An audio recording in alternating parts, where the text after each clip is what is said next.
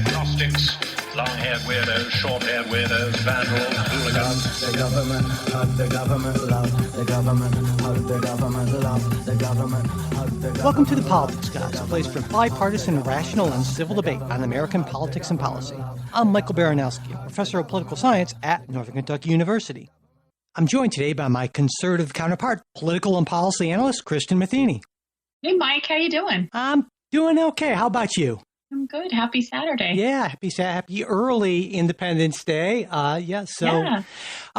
Before we get started with our show, and we have a lot to get into, I want to thank some of our newest supporters on Patreon. It's a pretty big list. Trevor, David, Carla, Ed, Seth, John, and also Emily, who recently made a significant increase to her level of support for the show. And that's really one of the best 2-week periods we've had in a while. And it brings us really close to that goal of 5% of listeners being supporters. And we didn't quite make it by the end of June, but we decided to extend the whole, if we get the 5% by the end of this time, July, if we hit that mark by the end of July, we'll actually still be releasing those multiple bonus shows to thank our supporters with topics to be chosen by everyone who's supporting us on Patreon. We're getting really close. I'm pretty sure we can do it, and I am looking forward to hearing the ideas folks have for those bonus shows. And of course, as a Patreon supporter, you get that second full-length episode every week. You get ad-free versions of all of our shows, other things at different levels of support. To check it all out, just go to patreon.com/politicsguys. And if you'd like that bonus show,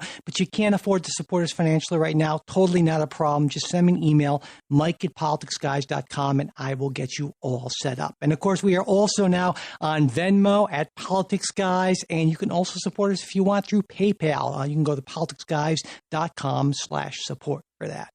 So on today's show, we're going to be talking about the Trump Organization indictments, the Supreme Court decisions on Arizona's voting restrictions and California's donor reporting requirement, the dismissal of antitrust suits against Facebook, and time permitting, we'll also discuss U.S. airstrikes in Iraq and Syria, the House Committee on the January 6th Capitol riot, and Donald Trump's initial ranking on the C-SPAN historian presidential rankings. You can probably guess where he comes down on that. Anyway, and if we don't get to that, the regular show, we'll talk about it in the bonus show. But before we get to all that, we'll just take a quick break, and we'll be right back to start things off.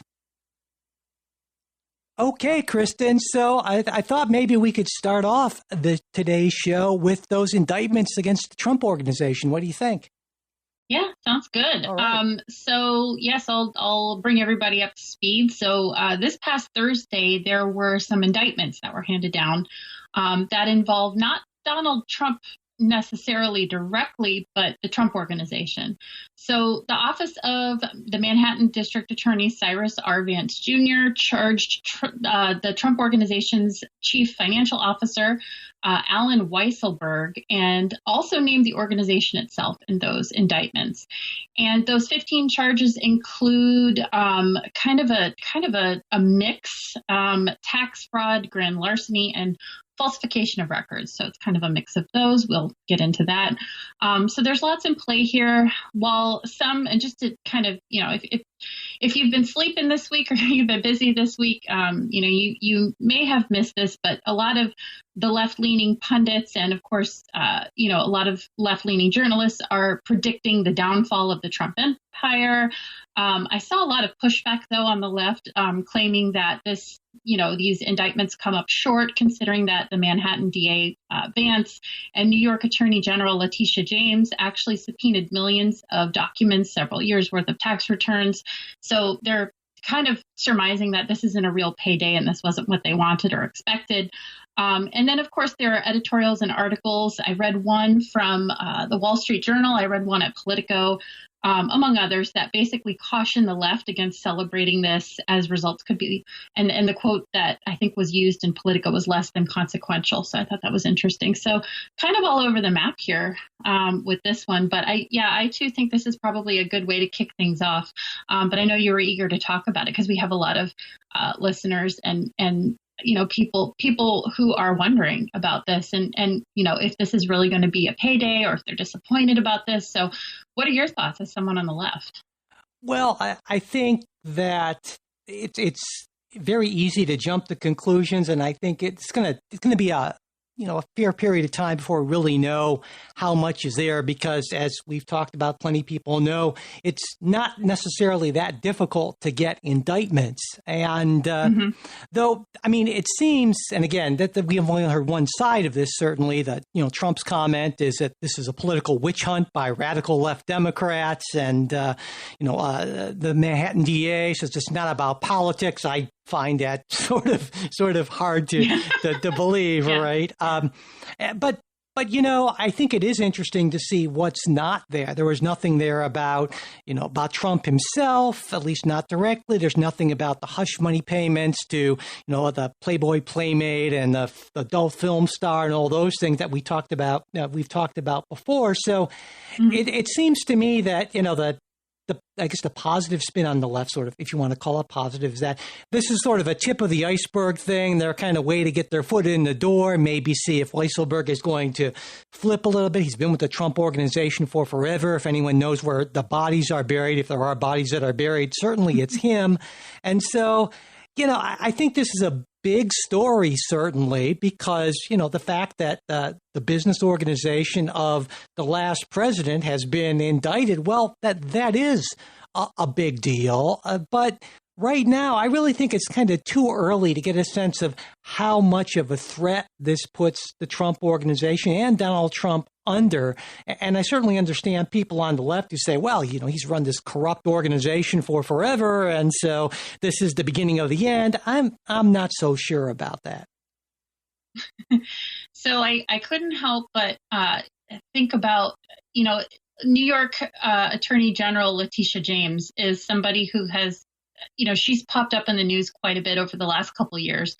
And, when I saw this at the top of the list of things we were going to talk about, I said, I remember years ago when I worked for a news company, I remember publishing articles and pushing articles about, her vow to kind of take down Trump and the Trump family. That was her vow. When she came into this, she made it very clear she was going to make the Trump and the Trump family's life a living hell, I think was the quote that was used in Vanity Fair or something, some magazine. I think it was Vanity Fair.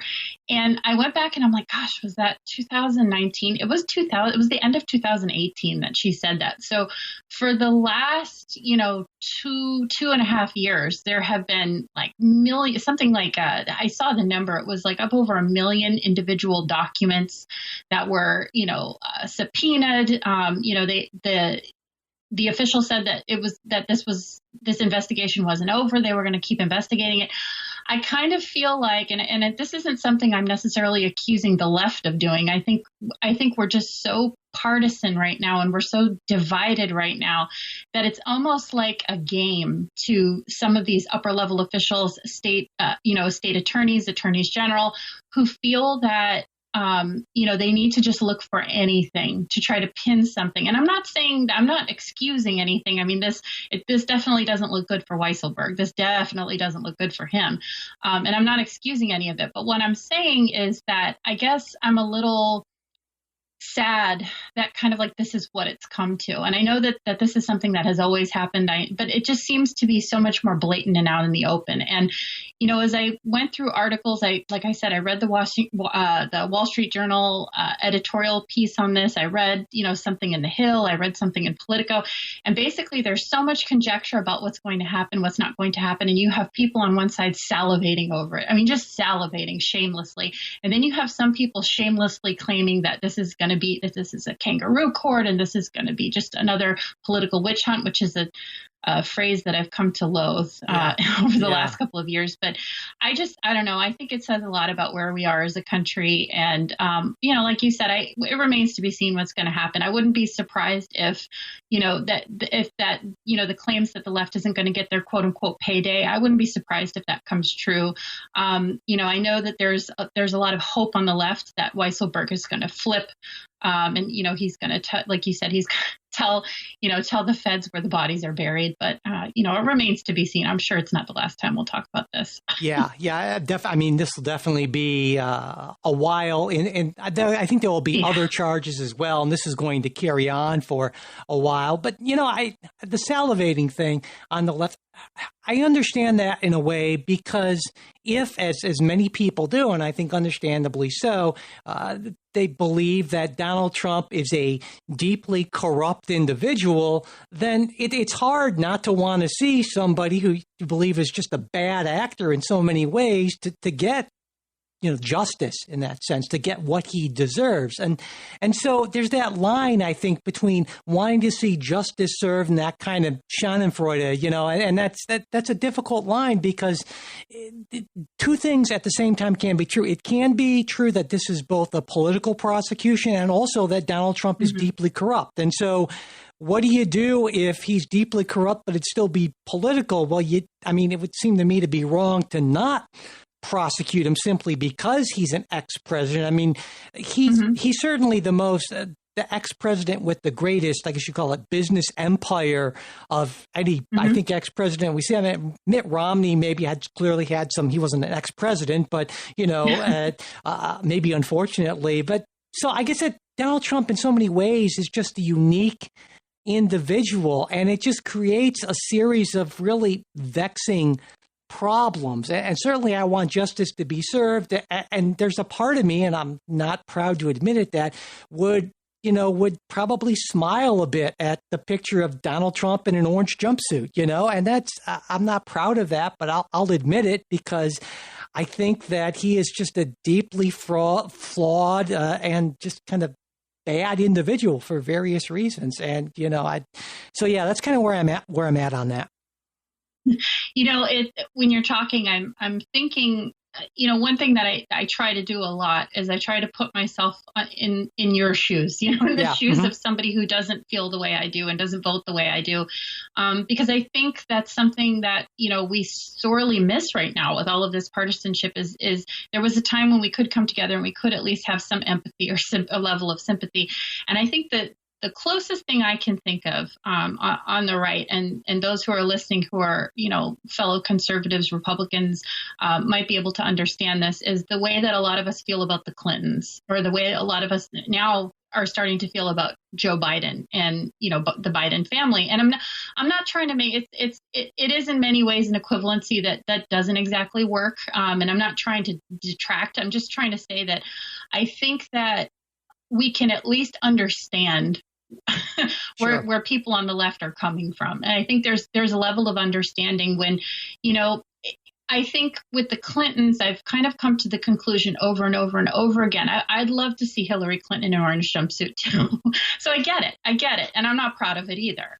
But I think when it comes to the law, it's very, very difficult. It's one thing to think something and to know something with every fiber of your being, but to prove it is something very, very different. And it's, why the justice system exists. It's why, lawyers exist and this process exists. And, again, like when it comes to these cases, dealing with Donald Trump or even, claims against the Clintons or whatever it is, I think it's really, really important to investigate. I think it's important to let this system play out. If the goods are found, if Weisselberg flips, then, maybe this is a different conversation. Do I see that happening right now? I don't know. I don't think so, but, we'll see. We'll see how it plays out. But yeah, to your point, I get it. And I think it's important to draw that analogy for the listeners on the right and say, this isn't something that we should immediately, take offense to. This is something that we feel in a very real way as well. So I get it. Yeah. So as you said, we will certainly be talking more about this story in the future as things develop. But maybe we should move on to something with much more, I guess, policy relevance, right? That there are actually a couple of Supreme Court decisions I know that we want to talk about. I guess starting with the one about Arizona voting laws. Yeah. So this Thursday, boy, the Supreme Court was really busy on Thursday, weren't they? Yeah. So this Thursday, the Supreme Court upheld two voting rules out of Arizona, which had been, if again, like if you've been busy, the Arizona has really sort of been ground zero as the site of this hotly contested recount of the 2020 election results. So in a lot of ways, it's not just a battleground state, but it is a battleground right now. So it's relevant, in a lot of ways, but it's relevant for that reason too. So the Supreme Court's decision was, and this is important to note, it was split 6-3 along those ideological lines, and I'm sure we'll talk about that. And the majority found that the restrictions that had been imposed in Arizona do not violate a key provision of the Voting Rights Act, which was Section 2 of the Voting Rights Act. So let's talk about the original case, which was Brnovich versus the Democratic National Committee. So the DNC challenged these restrictions on voting, alleging that they disproportionately burdened minority voters. And the restrictions, which were largely favored by Republicans and people on the right, were aimed at kind of two different groups, so two different phenomena, I guess you could say. The first is this out of precinct policy, which requires election officials to toss out an entire ballot if it was cast in the wrong precinct. And then the second, the second aim was to, targeting ballot harvesting, which is probably a term you've heard. Arizona state lawmakers made it a felony to collect and deliver someone else's ballot, with some exceptions, caregivers, family members, things like that. So, I think this is going to be, something really important to follow. This was something very important. It was something I was watching. I know you were too. And Mike, I wanted to bring up too that, on our Slack chat, you brought up the media's overly biased coverage of this decision. And I just wanted to say I couldn't agree more. And I think that's a really valid point worth some serious contemplation. I'm sure we'll get into that. But yeah, so that's kind of the background of this case. I know it was, discussed on the show last week, and it's very, very important. But now we have this decision, and a lot of people are happy about it. A lot of people are angry about it. What say you, Mike?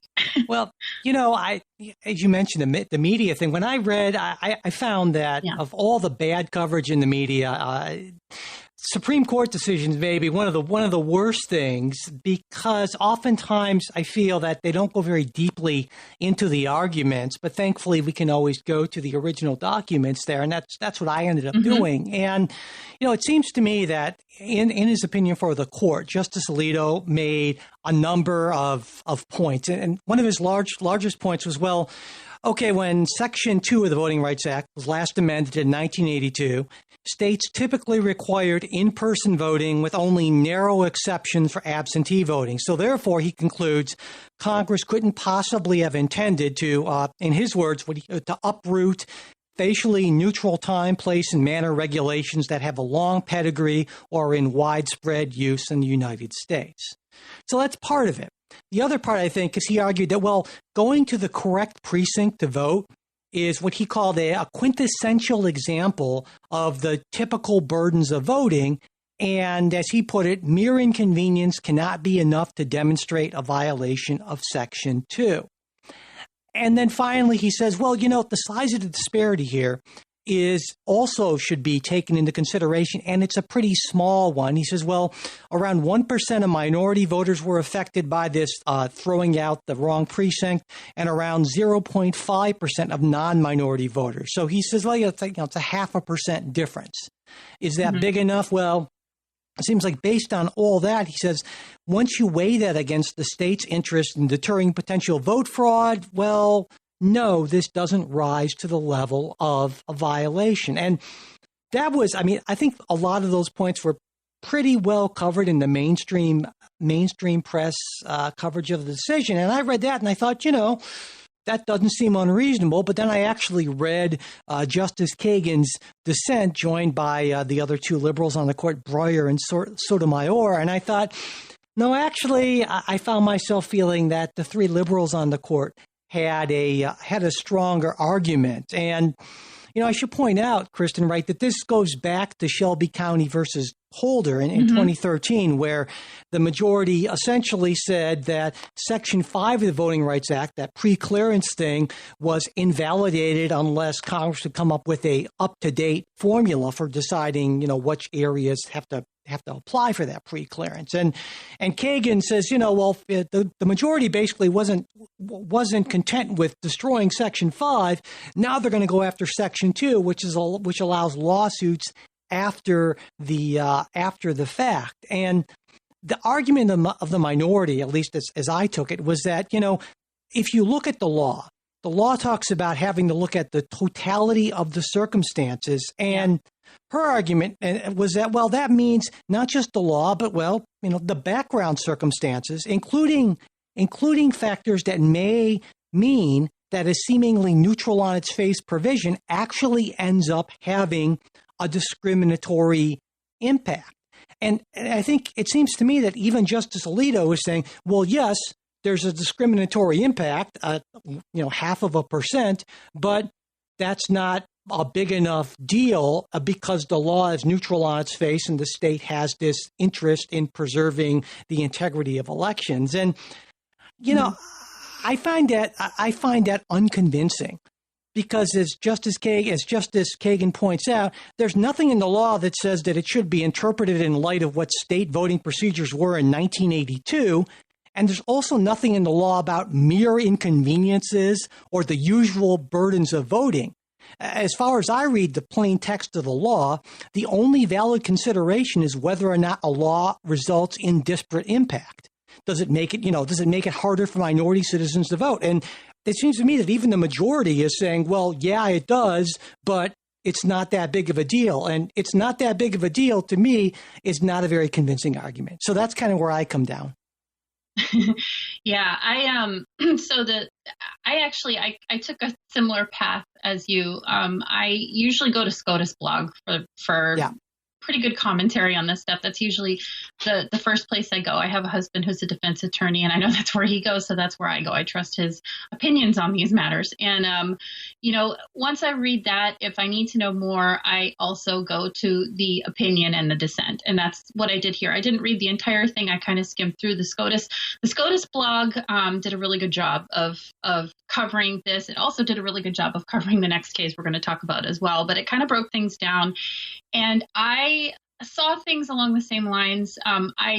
I saw kind of two different ideologies in play. Again, it was split 6-3. And, it's easy to say, well, these are conservative judges. They're siding with Republicans. But as we know, there are some wild cards in there. The conservative judges don't always vote along those ideological lines. So I was interested. I was a little surprised that it was a 6-3 vote on this. I definitely thought it might be closer. I think Kagan makes some powerful arguments. But I think what it boils down to is he made a statement in the opinion that this is strong and entirely legitimate state interest. It's within its legitimate state interest to preserve a fair election. So he talks a lot about the future, about future implications, which is something that the Supreme Court is supposed to do. They're supposed to look at, the future impacts of the way they rule. I mean, these cases come up again and again and again. No doubt we're going to experience this in other states. We are experiencing this in other states where, there are calls of, mass amounts of voter fraud in 2020. It's not the last time we'll hear about it. And so whatever they decide here, whatever the opinion is, it will stick and it will become, part of the pantheon of cases that we talk about whenever we bring up a big issue like voter fraud. But at the same time, I think Kagan makes a really powerful case. I couldn't help but think of, I have a friend whose husband he's a physician, and he works, he's a government doctor. He works on a very, very, just coincidentally works on a very remote Native American reservation in Arizona. And I started thinking about, some of the original case and some of the articles I read in the news about this case, how, especially in Arizona, you have these very, very remote places where, people live and they're not able to get to their, precincts because they're too far away. They're such big areas that they're not able to get to their precincts. They have to have their ballots delivered to them, which is technically, ballot harvesting if it's not by somebody who's approved to deliver those ballots to them. And so, I tried to put myself in the shoes of somebody like Justice Kagan, who I don't often agree with. But, I think she makes a very valid argument for the fact that, when it comes to, the Voting Rights Act, Section 2, it's pretty black and white. The measure isn't necessarily what the motivation was. It was, were people discriminated against for whatever reason? And, I think you could make a really solid case for the fact that they were discriminated against in this case. But I also see, Justice Alito's point that he's making that, this has some, this is very impactful and it has some far reaching effects. This will come up again. We have to think about the future.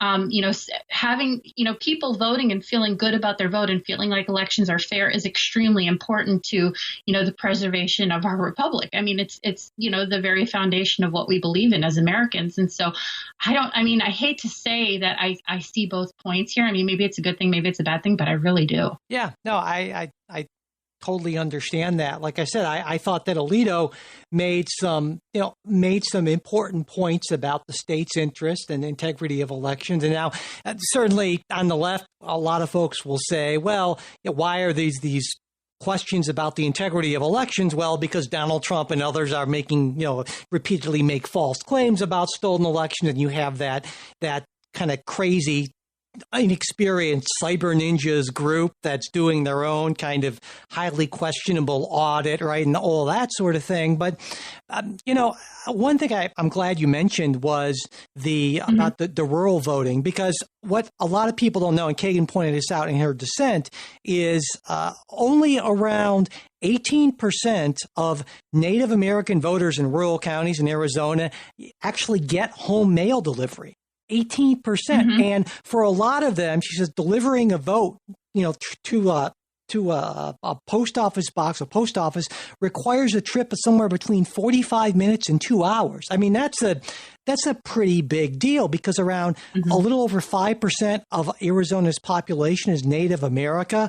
And as you might expect, in the last election, Native Americans went overwhelmingly for Biden, something like 5-1 for Biden over Trump. So it's understandable that, I think people on the left would look at this and say, well, this is clearly a way of trying to make it harder for a really huge Democratic constituency to vote. And it does seem to me to be, a pretty clear disparate impact here. But having said that, I agree with the dissenters here, but my question is, well, what sort of standard is there? Because it seems to me that just sort of random variation is going to likely mean that minorities and non-minorities are going to have their votes thrown out at different rates or at different participation rates, So what if, in this case, with the incorrect precinct ballots thrown out, the difference, as Justice Alito cited, was 0.5%, 0.5%.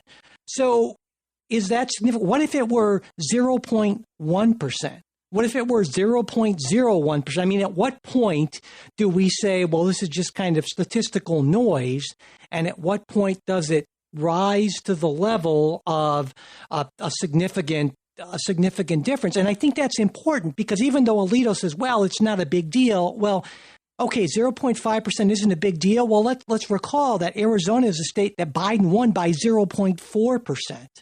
So, I mean, true, it's marginal, but a lot of these elections are decided at the margins. And I don't have an answer to what is so small that it's just statistical noise, but it seems to me that 0.5% is big enough that it's not just noise and that there is an impact, which is why in the end, even though I think Alito and the majority make some good points, it's hard for me to see that those arguments as being as compelling as those of Kagan, Breyer, and Sotomayor. Yeah, I agree, kind of going in the opposite direction.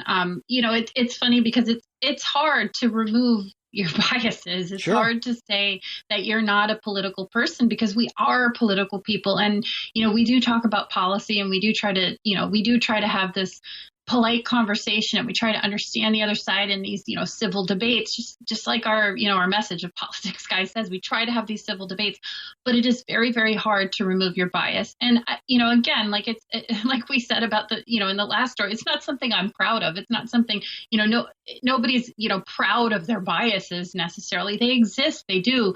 And it's very, very difficult for me to say that, like you said, that this small amount of this small discrepancy wouldn't have a gigantic impact. And of course, I voted for Donald Trump. I would have loved to have seen Donald Trump won Arizona. And so, my political leanings tell me one thing.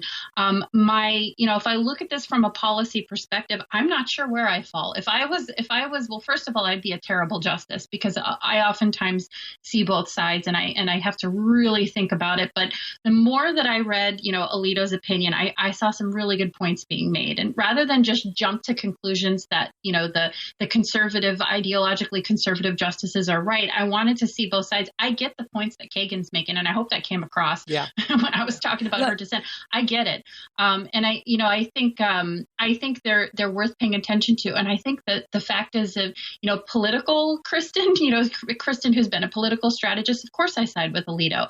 But if I'm looking at this fairly, and if I'm trying to be, wonky, and, if I was a justice and I was looking at this, I don't know where I would fall. I think I would need to delve into this more and discuss this more. I have to say, like, I am happy about the outcome, because I think it's going to, maybe affect elections and bring a fair election. But I think Kagan makes some darn good points, and I'm glad we kind of agree and kind of disagree on this, because maybe I will make up my mind in the coming days. I plan to read more about this, it's something I really want to think about more. Let me ask you this. Let's say that the discrepancy in incorrect precinct ballots thrown out, instead of being 0.5%, if it were, say, 5%, would that make a difference to you? You see what I'm saying? I see exactly what you're saying. Or let's say it were 20%. Let's say that it were 50%. Is there a level at which minority votes would be thrown out that you would say, well, wait a second, this is just clearly on its face discriminatory in effect? I think if I was looking at this, trying to, I guess, decrease the amount of political bias, I think we could look at this and say, when it comes to the Voting Rights Act, Section 2, discrimination is discrimination. It doesn't necessarily have to be motivated by discrimination to be discrimination. Does that make sense? Yeah. So I feel kind of like if anybody is discriminated against, it's pretty black and white, and it's pretty obvious that it happened and it's wrong, and that so I think when you say would it make a difference if it was 0.5 percentage point or 5% or more or less, I think probably discrimination is discrimination, and I think it's something that needs to be weighed as such, and I think that was a point, although it was kind of lost in all of this argument and this back and forth. I think that was a very valid point that Justice Kagan was making. And so it seems to me, if that's the analysis, and I agree with that analysis, that given the fact that the Constitution gives Congress the right to make federal election regulations, pass laws about these sort of things, that therefore, if conservatives may be unhappy with Section 2 of the Voting Rights Act, but the answer isn't to expect a conservative activist court to interpret the law in a way that kind of twists it, but the answer would be to amend the law or rescind the law if they don't like it. I mean, this is something I know that for years, first Jay and I and you and I have talked about as well, is that, it shouldn't be the job of the courts to put their thumb on the scale and interpret the law in such a way that, meets with their ideological predilections. It should be, a Congress gets the right to actually make the laws, and whether it's judicial activism on the right or on the left, that's problematic. And see, I guess in the end, it seems to me that when I look at the plain text of the law, it seems to me that Alito and the majority are jumping through a lot more hoops to interpret it in a way that is not consistent with the plain text to get to the outcome they want. And so I see them as being more activist than Kagan and the other two dissenters in this. Well, again, I go back to Alito's statement, and I think this was brought up. I think this was brought up on the SCOTUS blog. But there was this statement that political motivations don't always equate to racial motivations. Sometimes, political motivations are also racial, but it's important to kind of dissect the two and to say, okay, so if we're looking at this as an issue of possible discrimination, no matter what the motivations were, whether they were political, whether they were racial, whether it was both, I think, again, there's this kind of nagging little voice in my head that says Alito makes a really good point about the fact that, if we don't have confidence and faith that our elections are fair and that, everybody who is, eligible to vote gets their vote, and that, if we lose confidence in this system, then, this is a legitimate argument and that it holds a lot of weight moving forward, because again, like I said, this will come up again. It's sort of like when I start to find myself, when I read Kagan's dissent and I start to find myself saying yes, and I agree with what you say. I do actually agree with what you say, but there's this part of me that says, but which one is more important? Is it the faith in the election process and everything that we've kind of staked our claim on as Americans, or is it the issue of discrimination, which comes up in the Voting Rights Act? And I think you make a good point about possibly rewriting or changing or altering the law rather than sticking your finger on the scale of justice. Yeah, and that's kind of where I come down. You make some very good points, as Alito did, but in the end I say, okay, fine, but that's a job for democratically elected legislators. It's not a job for an unelected, unaccountable in that sense court to make those decisions, to make policy. So, yeah, but I know we also have another big Supreme Court decision to talk about, but before we do that, let's just take a quick break and then we will just be right back and talk about that one. Okay, Kristen. So yeah, there was that other big Supreme Court decision, as you said, end of term, all kinds of stuff going on. This time, not Arizona, but California. California, yeah. So like I said, Thursday was a busy day for SCOTUS. So this past Thursday, the Supreme Court struck down a requirement in California saying that nonprofits and charities in state operating in the state of California must provide the state Attorney General's office with the names and physical addresses of their largest donors. This was a 6-3 decision that was split along those ideological lines, and which is interesting to point out. And the original case, to go back to the original case, like I did in the first case we discussed, which was Americans for Prosperity Foundation versus Bonta, there were arguments that were brought from these nonprofit challengers that this requirement violates the First Amendment and that it deters contributions and donations, particularly those big contributions and donations. This is when I wasn't following this one as in detail as the Arizona case.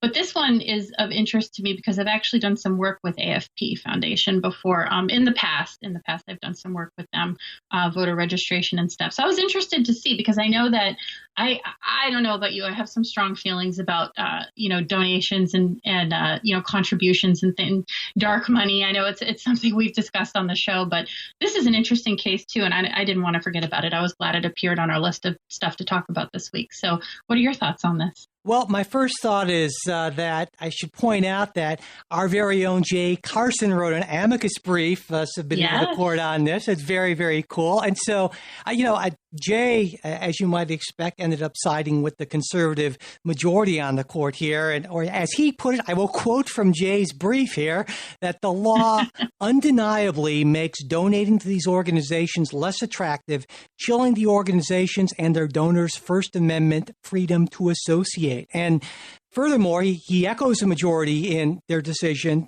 arguing that in a string of precedents, the court has held that the exacting scrutiny standard required here means that the state has to convincingly show a substantial relation between the information sought and a subject of overriding and compelling state interest. And as Chief Justice Roberts points out, in something like over 60,000 charities have to renew their registrations each year. They all filed this required IRS form, but he said, quoting from the trial judge's ruling, there was not a single concrete instance in which the pre-investigation collection of a Schedule B, that's the form, did anything to advance the Attorney General's investigative, regulatory, or enforcement efforts. So basically the court said this just seems to be some sort of state of California, well, this might be administratively convenient for us, which isn't enough of an interest in the majority's opinion to sort of override that possible chilling effect on free association. So that's kind of my take of the majority's argument. And I should also point out that, organizations from across the ideological spectrum agreed with this. I mean, it wasn't just conservative organizations. It was, for instance, the ACLU, the NAACP. So there was pretty much charitable organizations don't want to have to, submit this information to California, understandably so, right? But again, I found myself, in the end, this was a tougher call for me, but I found myself agreeing with the dissenters here because Justice Sotomayor pointed out that, well, first off, where's the actual burden, the actual claim of some sort of wrong that's being done, some sort of physical thing that's happening as a result of this, or where's their standing? Because in the past, the court traditionally requires plaintiffs to demonstrate something along those lines, real evidence that they have been or will be subject to things like threats, harms, or reprisals, that sort of thing, as opposed to just alleging that there's a potential for a possible chilling effect. And in fact, there's case law from the court saying that just arguing that, well, there may be a potential chilling effect, that's not even enough to say that you have standing here. So I think that's a very strong case here. That's not to say that I agree with the law. In fact, I think the law is overly burdensome, and I would not vote in favor of that law. I would even vote for repealing that law because the state of California has other means of getting that information if they need it. And they clearly have not used it when they've gotten it in this sort of very convenient way for them. But that being said, just because I think a law is a bad law doesn't mean it's unconstitutional. So I think this is a bad law that is not unconstitutional. And so I would have agreed with the dissenters on this. But again, I think it's a closer case for me. Yeah. So I was looking at the opinion, and I was looking at the dissent as well. I did the same thing. I got most of my information from SCOTUS blog. They did a really good job. If you've never been to SCOTUS blog before and you're looking for like a way to distill, a SCOTUS decision without necessarily reading through all of the documents and the opinions and the dissents, SCOTUS blog does such a nice job of that. But, absolutely. One of the things that caught my attention was that not all of the ideologically conservative justices totally agreed. They agreed in part with Robert's opinion. For example, and I thought they made some really valid points and some points that I did agree with. So Robert's opinion was very, what's the word I'm looking for? It was sweeping. It was a very sweeping opinion. His opinion was very cut and dry. And I liked actually that, like, Justice Clarence Thomas, Justice Alito, I think Neil Gorsuch actually joined Alito in his statements, but they were sort of arguing that the court shouldn't have found that this requirement was unconstitutional no matter what, that there are kind of like shades of gray here, which I think there are some people who believe that the Supreme Court shouldn't really pay attention to those shades of gray, that Yeah. things are very, they come down on one side or the other. There are some purists. And I think there are some people who feel that they should pay attention to those shades of gray. I'm a shades of gray person. I think in a lot of cases, there are a lot of, circumstances and one-offs that can happen. And, when you have a really sweeping decision that's handed down, like the one, Roberts discusses in his opinion, it opens things up for a lot of interpretation and problems later on. I know Justice Alito agreed with this to some extent. Gorsuch agreed with Alito. He wrote an opinion and he said, and I have the quote here, he's not prepared at this time to hold that a single standard applies to all disclosure requirements. And he did not agree that the Supreme Court's cases have broadly resolved the question in favor of exacting scrutiny. And I think these are really valid points. And I think they're not exactly the point you were trying to make, but I think they kind of go along with what you were trying to say. And I agree. I agree with all of these points that these justices are making. Yeah, it drives me crazy. And to the point you make is that when you read the coverage of these things in almost all of the media, aside from specialized media like SCOTUS blog and things like that, it's all, on the left, it's all Supreme Court conservatives hate democracy, or they've struck a blow against, like they're these evil people sort of twirling their mustaches as democracy is being run over. It's just, and it's hard for me to take that seriously. That may be the practical result, but when you read the opinions, I think, as you point out, like you, I'm a shades of gray sort of person, and I do think, especially the reason why this was difficult for me is because this does seem to me to be a bad, overly burdensome law, and so there's that kind of pulling me, against it, but. As I've argued for years that just because a law is bad doesn't mean it's unconstitutional, and I don't want the court necessarily stepping in to say bad law, because that's not their job. That's the job of the legislature, and so that makes me, judicial activism either way just kind of makes me deeply uncomfortable. And it seems to me both sides tend to say, well, we don't care how activist the court has to be, just so long as they reach a decision that I like. And I just have a huge problem with that. Definitely. I think I can't remember who made this statement. I saw a quote not too long ago, and it was, I'm going to butcher the quote, but it was something like, it may have been Thomas Massey who made the quote. I can't remember who made the quote, but it was something along the lines of like, if you always have the same opinions, or if your opinions never change, it makes you an extremist or an activist. And so for that, I guess I adopt that mentality that the shades of gray matter. Yeah. And that a lot of times when we see these like sweeping decisions, and I agree with Roberts to some extent. I remember I was looking at the opinion, and I started thinking about this, and then I was relieved to see that Justices Thomas and Alito kind of stepped in and said, "Oh, wait, but those shades of gray." And it's funny because Thomas isn't usually one to point things out like that, so it kind of caught me off guard that he did. But I think this is a really good example of when those shades of gray come into play, and when we have to pay attention to them. And I think I totally agree with your point that, just because you don't like something or you find it repugnant or whatever, doesn't necessarily make it unconstitutional or improper or whatever, or illegal or whatever. And, I think that's the point that a lot of attorneys try to make. My husband often has to argue cases and deal with, criminal activity. And he knows that, he knows the truth, but it doesn't necessarily mean that, somebody who's guilty doesn't get off on some sort of illegal technicality or something like that. And this is the approach that, justices and certainly federal judges, at any level should be taking when they get cases like this. It's not necessarily about deciding the law. It's deciding if this law is legal, and so I think I think this is going to be a more important case. It's funny because I was looking more at the Arizona case, but the more I think about the California case, the more I think, this could really come into play. We've had so many issues with things like, donor information being spread, dark money. These are things we've heard about after McCain-Feingold. We heard about dark money and, super PACs and things like that. So all of this could become very, very important, especially as we start getting into 2022.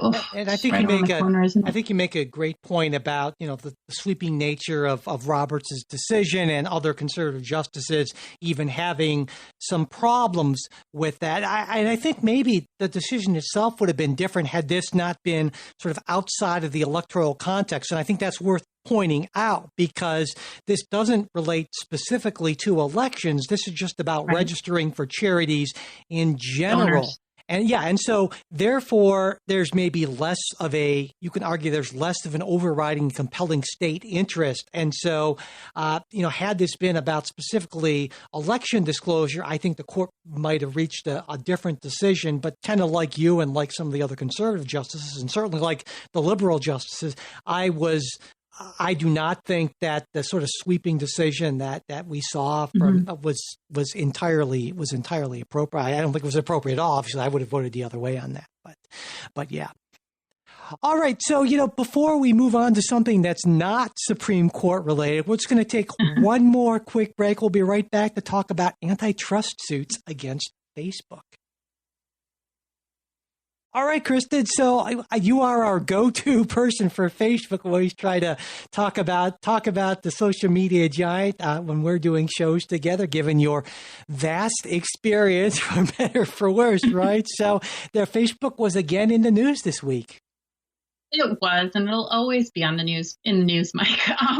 So this is a big case that's been kind of ongoing. It'll come back. Don't worry. We'll be talking about this again. So at some point it'll go to court. It'll become something in the news more frequently. But on this past Monday, so earlier this week, U.S. District Judge James Boasberg in Washington, D.C. Granted Facebook's request to toss out, dismiss lawsuits filed by the Federal Trade Commission and attorneys general. So these dismissals were really pretty speedy, and they were coming well before pretrial proceedings. And I have to be honest with you, I wasn't surprised that this outcome came. The simple statement is that it was a technicality. The lawsuit was legally insufficient, was what the judge said, and as it did not contain a strong enough argument to support these monopolization claims against Facebook. And we'll get into that too. So the judge kind of left the door open and said in 30 days, an amended lawsuit could be filed. And you better believe they're working on that probably pretty diligently right now.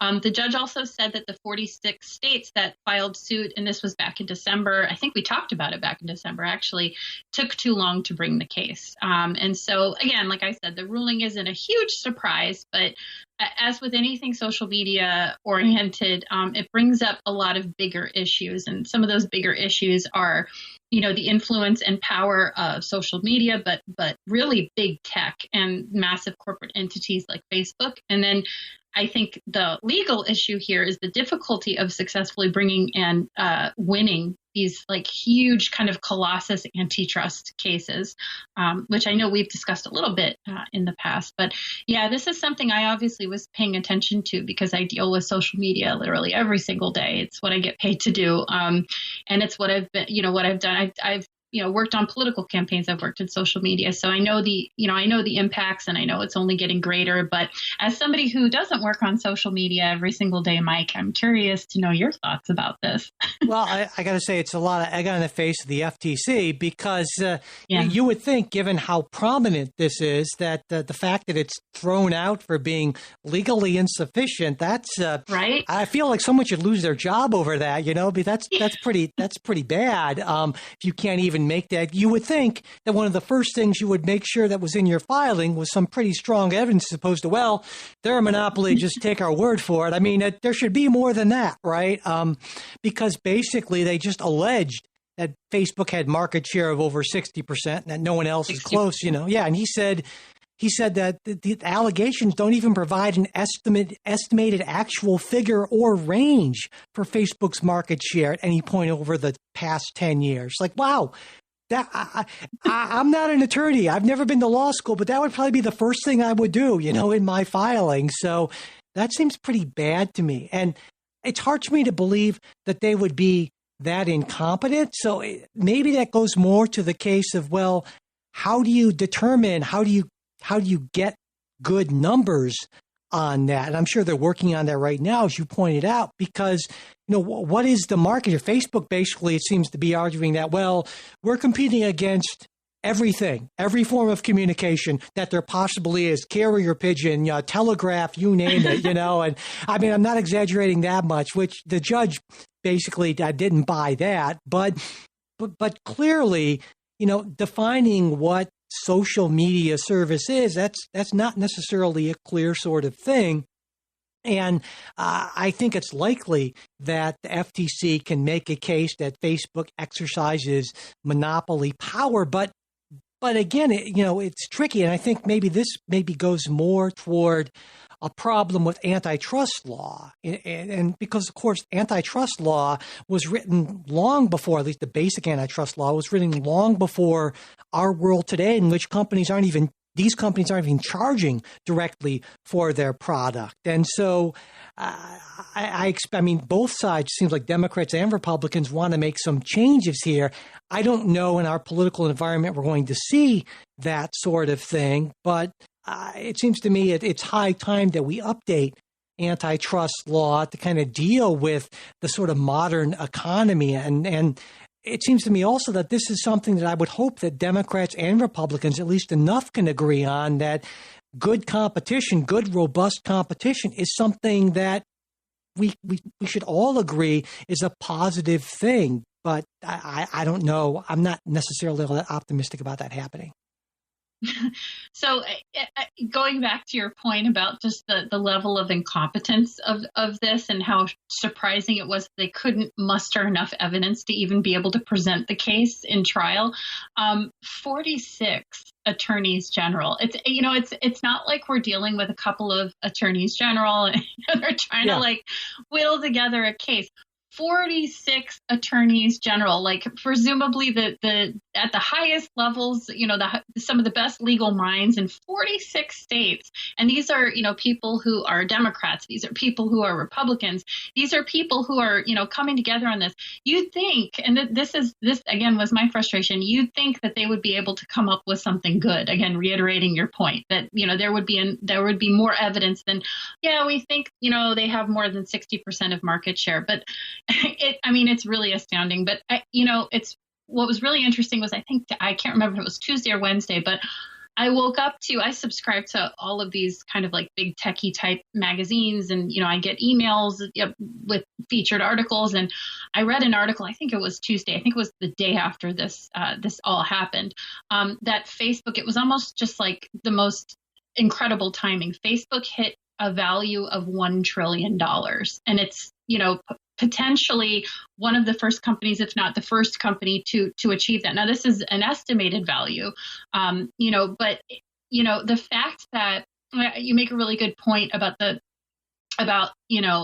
people coming together on both sides and seeing that we have a problem here, but maybe this is a case for rewriting those really, old antitrust laws and considering the ramifications. We're dealing with an entity, like I said, a colossus, the likes of which we haven't seen a Google, we haven't seen a Facebook. I mean, you could argue that there were certainly monopolies in huge companies 100 years ago, but there's virtually no limit to the amount of value and the amount of resources that these companies have. And they're only growing. They're only getting bigger. I mean, as Facebook, they've acquired, bigger companies like Instagram and WhatsApp, but they're also kind of snapping up these smaller companies to eliminate the competition.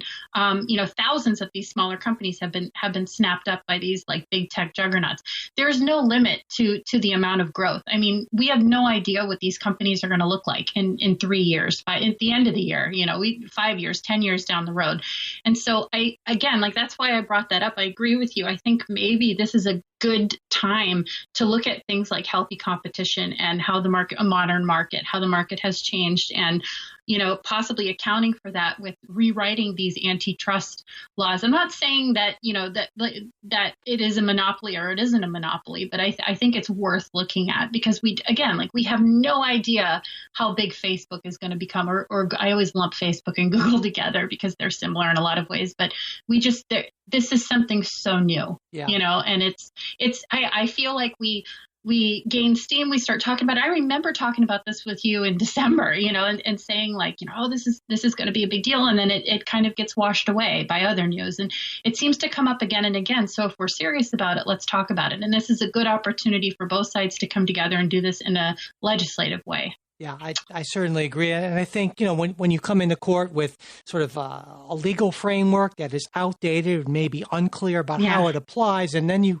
think about what the legal budget of the FTC is and what their attorneys are getting paid as opposed to Facebook's legal team, well, it's kind of a mismatch, basically, because certainly, the federal government is larger than Facebook, but the federal government is doing a lot of different things, and it's not like all their resources are involved in this. And so basically the FTC is very much legally outgunned here by Facebook. And if they're legally outgunned and the law is kind of unclear or out of date, well, then that makes the burden so much greater, especially in a case where, like I said, people on both the left and the right feel like this is a real problem. But I don't know about you. I want to get your opinion on this. Even though I think that in a previous era, maybe this would have resulted in some sort of marginally bipartisan legislation, I just see it as being unlikely that either side is going to want to compromise enough to actually give the other side a legislative victory. What do you think? Yeah, unfortunately, I agree.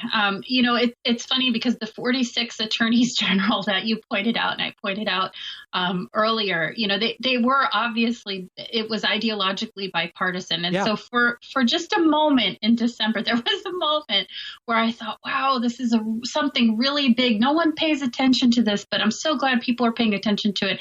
This is something really big that we can come together on. And look, you've got these attorneys general, you had, people in Congress on both sides of the aisle were speaking out about this. You had Mike Lee on the right, and you had people on the left who, and it seemed like for a moment we might come to a consensus. But at the rate things are going now, unfortunately, I disagree because, or I agree. I mean, with you, I disagree with my previous view that I don't think that it's going to hinder things. I do think it's going to hinder things, and I have some predictions about what will happen, but I think that the only thing I can say will definitely happen is that this will keep coming up and this will keep getting kicked down the road. I mean, in 30 days, I have no doubt that the FTC and the attorneys general are going to come with an amended lawsuit, and I have no idea what's going to happen at that point. They're working on it, but it's again, like this would be a great opportunity for them to both sides of the aisle to come together. And I just don't see that happening, unfortunately. I hope it does. I should point out on the attorneys general side, I think maybe they might have known.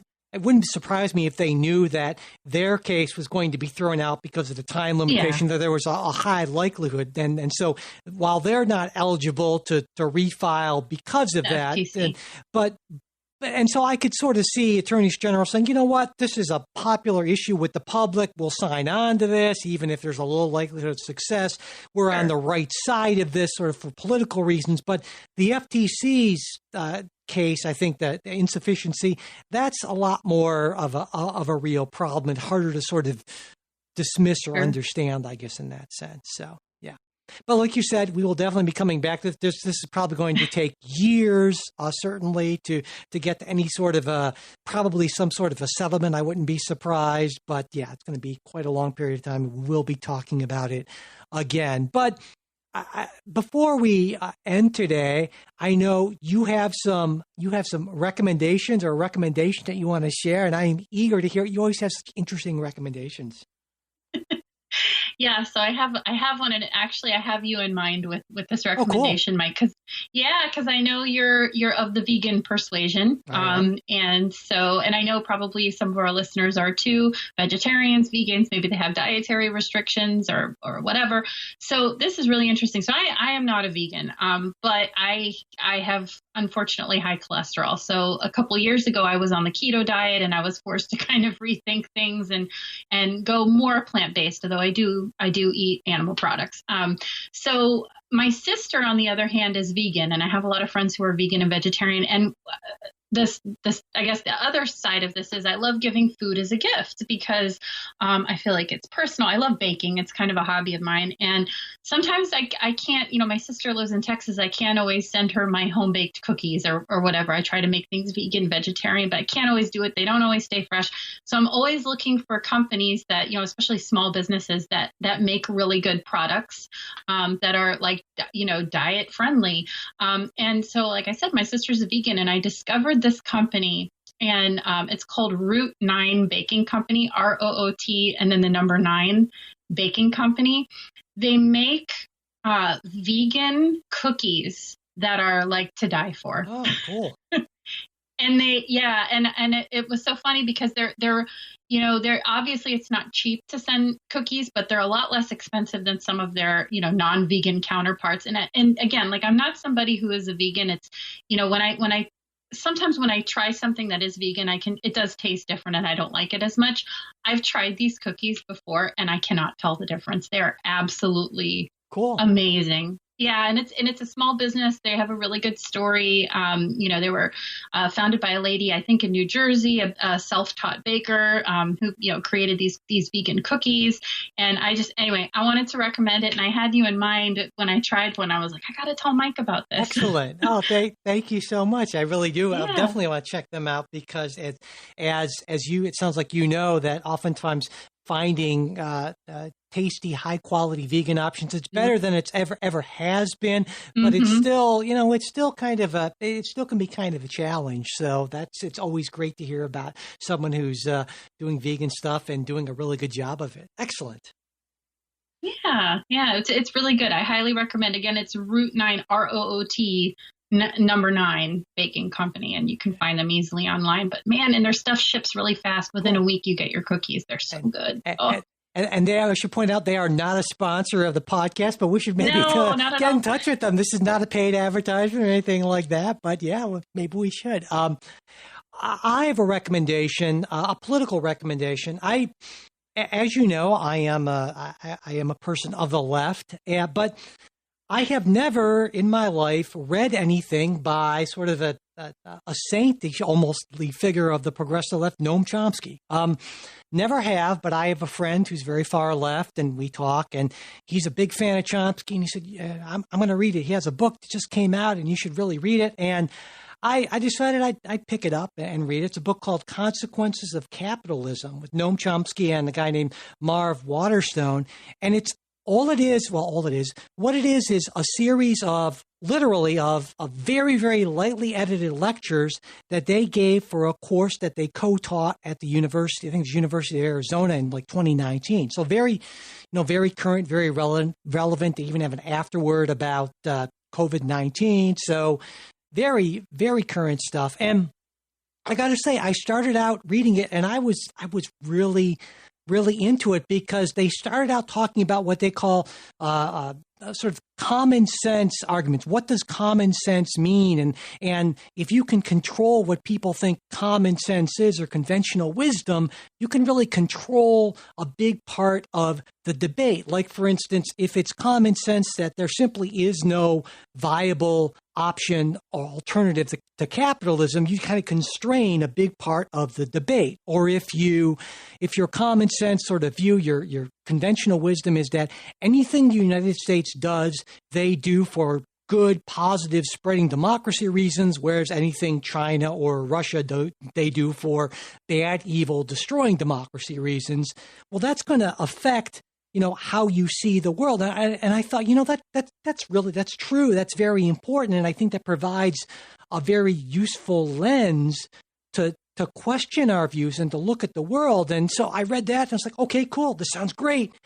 But then they proceeded in the rest of the book to totally forget about that and just basically say, well, here's how the world looks through our lens of the United States being evil and imperialist and so forth. And I was so very disappointed with it after that. But the first couple chapters they were really good. Then after that, it just kind of fell apart for me. So I guess, but I think that's a very valuable insight. So while I cannot recommend the book per se, I can say that if you happen to be in a bookstore and they are selling the book or a library, it's worth reading the first chapter or two, I think, for that insight. The rest of it, I think it's kind of preaching to the sort of America is evil, far left choir. And if you're into that, well, maybe you'll enjoy it. But if not, then there you go. But I thought I'd mention that sort of very disappointing, ultimately, experience I had with Noam Chomsky.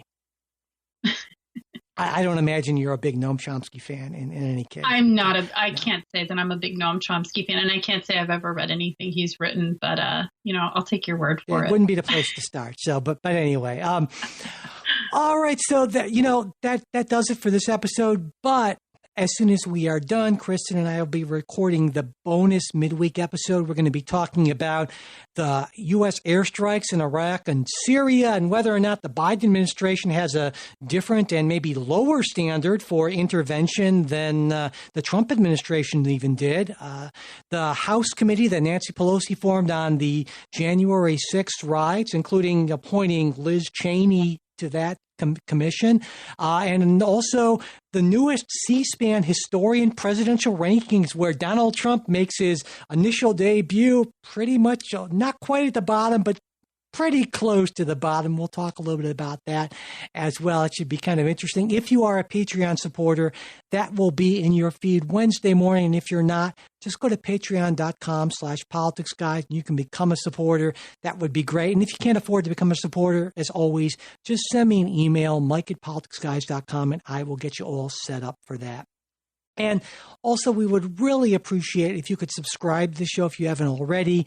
Leave ratings and reviews. That doesn't cost anything. It really does help us. And especially if you could spread the word, sharing your favorite episodes on social media, however else you share things, that would be greatly appreciated. And if you want to reach us for whatever reason, our email is mail@politicsguys.com. We're also on Facebook and Twitter, and you will find links to that in our show notes.